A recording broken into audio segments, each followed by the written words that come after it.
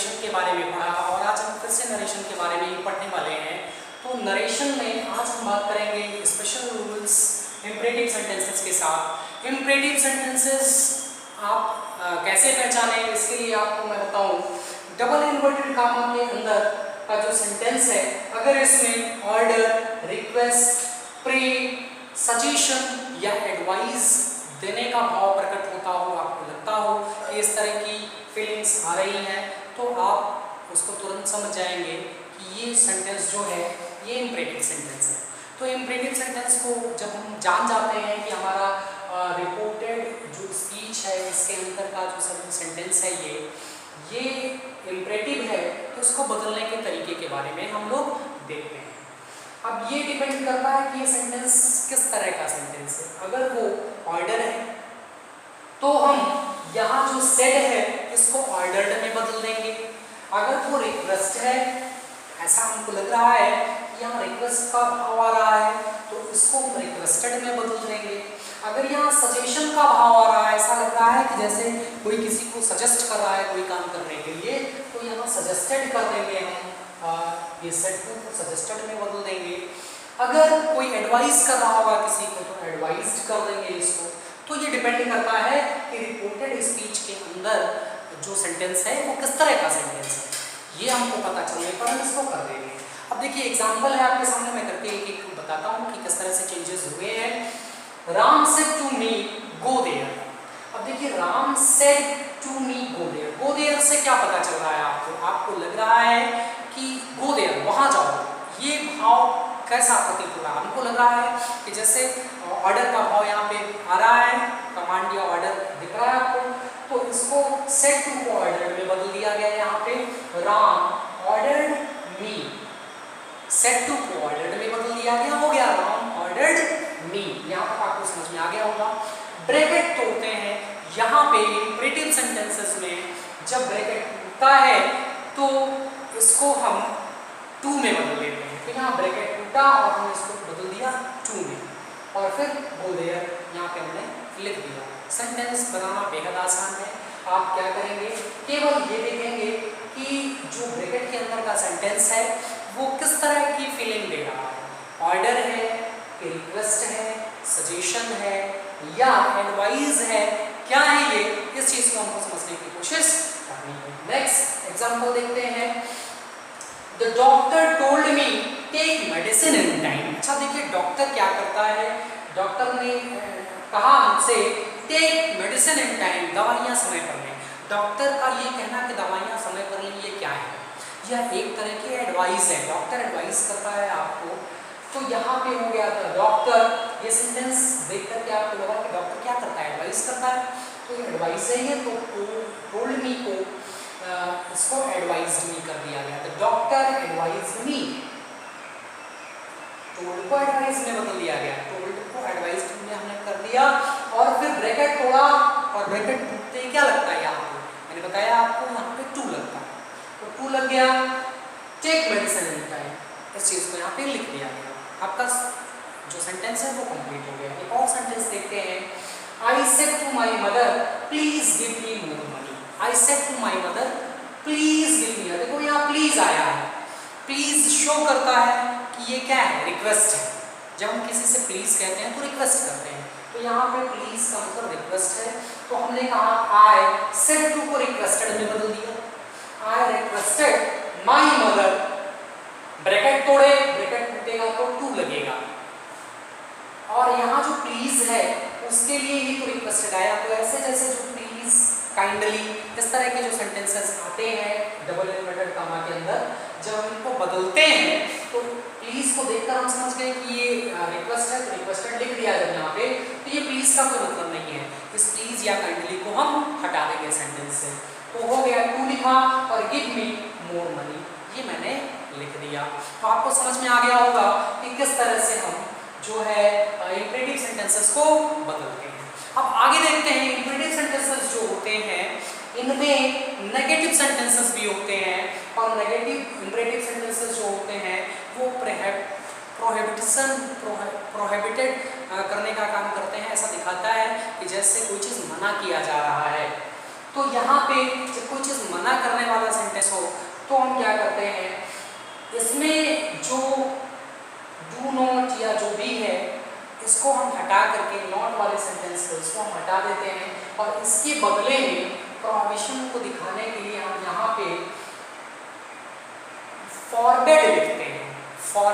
Forward मना करना, इसको हम यहाँ पे टोल्ड को फॉरवर्ड में बदल देते हैं, यही हमको करना है। और बाकी हम सेंटेंस को जब हम ब्रैकेट को तोड़ते हैं तो टू लगाते ही हैं, बाकी की चीज़ें आप जानते ही हैं। तो देख लेते हैं फिर से एक बार। The teacher told us don't write on table. अब यहाँ पे द टीचर, अब डोंट है तो इसके बदले में यहाँ हमने क्या किया, फॉरवर्ड बताया आपको। टोल्ड को, ये नेगेटिव सेंटेंस है, नेगेटिव सेंटेंसेस में क्या होता है, फॉरवर्ड लिखते हैं। तो the teacher forward us, told को फॉरवर्ड में बदल दिया टू, अब ये डोंट हट गया, टू राइट ऑन टेबल्स। आ गया होगा आपको। आगे एक एग्जांपल और देखते हैं। He told me don't shout in the class. अब यहाँ पे ही प्रोहिबिटेड मी, अब देखो यहाँ डोंट शाउट है ना, डोंट शाउट, चिल्लाओ मत। तो यहाँ डोंट को जो है, इसको देखते हुए हमने क्या किया, देखा कि डबल इन्वर्टेड के कामा के भीतर जो है सेंटेंस है उसमें ये नेगेटिव इंपरेटिव सेंटेंस है, नकारात्मक इंपरेटिव सेंटेंस। तो हमने टोल्ड को फॉरवर्ड में बदलना है। सबसे पहला काम करना है कि फॉरवर्ड मी, ब्रैकेट तोड़ेंगे, टू लगाएंगे। अब ये जो है डोंट हट गया, शाउट इन द क्लास हमने लिख दिया। इस तरीके से हमने नेगेटिव जो सेंटेंसेस हैं उनको फॉरवर्ड के थ्रू बदलना है। केवल क्या करना है, अगर नेगेटिव सेंटेंस है तो सेड को फॉरवर्ड में, सेड या सेड टू को फॉरवर्ड में बदल देंगे, ब्रैकेट तोड़ेंगे, टू लगता है, आपको पता है, और बाकी के सेंटेंस को उस तरह से हम बाकी के चेंजेस जैसे होते हैं वैसे ही कर लेंगे। अब आगे यहाँ देखते हैं आपको एम्फेटिक सेंटेंसेस। कुछ इंपरेटिव सेंटेंसेस जो होते हैं उसमें एम्फेटिक सेंटेंसेस आते हैं, यानी सेंटेंस को एम्फसाइज किया गया रहता है। जैसे I told Ram do have a cup of tea. Have a cup of tea या do have a cup of tea दोनों का मतलब सेम ही होता है। जैसे do come tomorrow, come tomorrow, कल आइए, कल अवश्य आइए। अब एम्फसाइज का मतलब है कल जरूर आइए। इस बात को थोड़ा जोर देके कहा गया, कल आइए या कल जरूर आइए, बात वही होती है, लेकिन कल आइए तो एक साधारण सेंटेंस है और कल जरूर आइए यहाँ एम्फसाइज किया गया है, एम्फेटिक सेंटेंस है। तो जब सेंटेंस एम्फेटिक हो तो वहाँ पे हम क्या करते हैं कि जो सेंटेंस है, जैसे I told Ram to have a cup of tea. अब यहाँ हम किसी को चाय पीने के लिए कहेंगे तो रिक्वेस्ट करेंगे ना उसको, भाई चाय पीना, हम उसको रिक्वेस्ट करेंगे चाय पी लीजिए। तो रिक्वेस्ट का भाव होता है, यहाँ पे दिखता है, तो हम लिखेंगे आई टोल्ड को हमने बदल दिया requested, I requested Ram, bracket टूटा, टू लगा। अब पता है आपको टू लगता है, ब्रैकेट टूट गया, टू लग गया। अब ये डू जो है, जो एम्फसाइज करने वाला वर्ड है, एम्फेटिक जो वर्ड है ना, इसको हम हटा देते हैं। इसका कोई सेंटेंस से प्रभाव तो पड़ना नहीं है। एम्फेटिक सेंटेंस का सेंटेंस पर कोई प्रभाव नहीं पड़ता, खाली वो दिखाने के लिए आता है, शो करने के लिए आता है, एम्फसाइज करने के लिए आता है। तो यहाँ पर हमने इसको डू को हटा दिया और हो गया have a cup of T. आपने समझ लिया होगा। एक एग्जांपल और देखते हैं। I told her do come tomorrow. अब देखो कल आइए, तो यहाँ पे हम चाहे रिक्वेस्टेड भी लिख सकते थे, आस्क्ड भी लिख दिया। आई आस्क्ड हर, मैंने उससे कहा, ब्रैकेट टूटा, टू लगा और कम टुमारो, कम टुमारो लिखेंगे, डू यहाँ से हम हटा देंगे, जो एम्फसाइजिंग वर्ड है ये हट जाता है। तो इस तरीके से एम्फेटिक सेंटेंस अगर हो तो इस तरह से हम चेंजेस करते हैं। अब एक और जो चेंज होता है, आप जो इम्परेटिव सेंटेंस है उसमें लेट के साथ सेंटेंसेस आते हैं। तो लेट के साथ सेंटेंसेस आने पर हम क्या करेंगे, यहाँ पे चेंज आपको देखने को मिलेगा कि जब लेट के साथ जो सेंटेंस आएगा तो उसमें लेट तीन तरह से आएगा। एक तो लेट ऑर्डर के रूप में आएगा पहला, या आपका लेट जो है लेटस करके आएगा, वो प्रपोजल होगा, या लेट आपका विश या जो है डिजायर के रूप में आएगा। तो चलो सबसे पहले लेट ऑर्डर के रूप में देखते हैं। जब लेट ऑर्डर के रूप में आता है तो क्या होता है, देखो लेट के साथ एक चेंज आएगा कि जब ब्रैकेट टूटेगा तो टू नहीं लगेगा, वहां पे दैट लगता है। ये चीज आप ध्यान देंगे। The principal said let no one come late.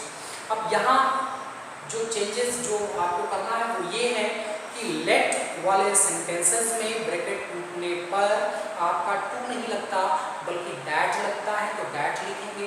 दूसरी चीज, जब हम डायरेक्ट नरेशन से इनडायरेक्ट नरेशन में बदलेंगे तो लेट हट जाता है, गायब हो जाता है। और तीसरी चीज जो करते हैं वो ये होता है कि सब्जेक्ट के बाद हम शुड का प्रयोग करते हैं। सब्जेक्ट के बाद डबल इन्वर्टेड कमा के भीतर जो सब्जेक्ट होता है ना, उसके बाद शुड का प्रयोग करते हैं। जैसे देख लीजिए, the principal said let no one come late. The principal, अब देखो प्रिंसिपल क्या करता है, आप जानते हैं कि प्रिंसिपल ऑर्डर करता है, तो ऑर्डर किया तो ऑर्डर हो गया। द प्रिंसिपल ऑर्डर, यहाँ तक आपको समझ में आया? प्रिंसिपल स्टूडेंट्स को जब कोई चीज़ कहेगा तो ऑर्डर देगा ना, ऑर्डर, तो यहाँ पे ऑर्डर हो गया। अब यहाँ क्या हुआ, ब्रैकेट तोड़ेंगे, तो ब्रैकेट तोड़ेंगे तो क्या लगाएंगे, टैग लगाएंगे। मैंने आपको कहा लेट वाले सेंटेंस में ब्रैकेट टूटने पर टैग लगता है, तो आपने टैग लगा दिया। अब लेट जो है इसको हम हटा देंगे, लेट हट गया। नो वन, यही सब्जेक्ट है आपका, तो इसको लिख दिया। और फिर क्या लिखेंगे, शुड लिखेंगे। मैंने आपको बताया शुड लिखा था, शुड कम लेट, आपका हो गया। एक दूसरा तरह का लेटस यानी प्रपोजल के रूप में, प्रस्ताव के रूप में हम लेटस को देखते हैं। जब ऑर्डर के रूप में आया तो ऑर्डर लिखा जाएगा। जब प्रपोजल लेटस आया, कोई प्रपोजल है, प्रस्ताव है, कोई किसी को प्रस्ताव देता है कोई काम करने के लिए। जैसे Ram said to me let us sing together. Ram ने मुझसे कहा चलो साथ में गाना गाया जाए, चलो साथ में गाते हैं। अब चलो साथ में गाएं, ये जो सेंटेंस है यहाँ पे प्रपोजल है, प्रस्ताव है, वो प्रपोजल दे रहा है कि साथ में गाने का। तो यहाँ पे हम क्या करेंगे, सेड टू को प्रपोज्ड में बदल देंगे। तो राम प्रपोज्ड, राम प्रपोज्ड मी भी कर सकते हैं, राम प्रपोज्ड मी, राम प्रपोज्ड मी। अब यहाँ देखो ब्रैकेट टूटा तो दैट लगना है, आपको बताया है। Ram proposed me that. अब यहाँ अस है, तो अस को क्या लिख सकते हैं, अस को हम बदल देंगे वी, अस वी हो गया। और यहाँ पे मैंने आपको बताया शुड लगेगा, सब्जेक्ट के बाद शुड लगता है, तो शुड लग गया। सिंग टुगेदर हो गया, सेंटेंस हो गया। अब देखिए लेट जब विश के रूप में या डिजायर यानी इच्छा के रूप में जब लेट का यूज हुआ हो तो हम क्या करते हैं, the boy said let me go out sir. The boy said, लड़के ने कहा let me go out sir, sir मुझे बाहर जाने दीजिए। अब ये उसकी इच्छा है, ये उसके डिजायर है, ये उसकी विश है। तो हमने क्या किया, सेड को विज्ड में या जो इच्छा का प्रतीक है विज्ड, उसमें बदल देंगे। तो द बॉय विज्ड, ब्रैकेट टूटा, लेट के साथ मैंने बताया ब्रैकेट टूटता है तो दैट लगता है, दैट लग गया। ही शुड, अब यहाँ देखो मी है तो मी बदलेगा द बॉय के हिसाब से, तो हो गया ही। और शुड लगेगा, आपको बताया मैंने, शुड गो आउट, सेंटेंस बन गया आपका। He said let me help you, he said let me help you, उसने मुझसे कहा, he said उसने कहा let me help you, मुझे तुम्हारी मदद करने दो। तो अब देखिए यहाँ पे उसकी इच्छा है ना, मुझे तुम्हारी मदद करने दो। कोई व्यक्ति किसी की मदद करने की जब इच्छा होती तभी करना चाहता है, तो डिजायर है, आपको विश है, तो आपको पता चल गया। आपने लिखा he wished, ब्रैकेट टूटा, डैट लगा, मी ही के हिसाब से बदल गया तो ही हो गया।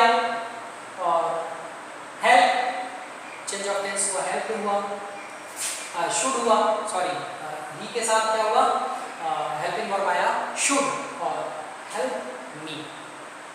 फिर से एक बार देख लें, ही विश्ड, क्योंकि विश है तो विश्ड हो गया, ब्रैकेट टूटा, दैट लगा। इसके बाद आपने क्या किया, लेट को हटा दिया जैसे मैंने पहले बताया है, और मी को सब्जेक्ट के हिसाब से बदला तो ही हो गया। हेल्पिंग वर्ब शुड आता है, इसमें लेट वाले सेंटेंसेस में तो शुड आ गया, और हेल्प यू, हेल्प मी हो गया। तो इस तरह से ये चीज़ें बदली। तो आपने देखा कि किस तरीके से हम जो है इस तरह के सेंटेंसेस जो आपके इम्परेटिव सेंटेंसेस हैं, इनको हम किस तरह से बदलते हैं। तो इन चीज़ों को आप ध्यान से देखेंगे, सीखेंगे, करेंगे। नेक्स्ट क्लास में हम जो है अगला जो आपका वो होगा, अगला जो आपका नरेशन के अंतर्गत जो आएगा मैं आपको बताऊंगा। तब तक के लिए थैंक यू।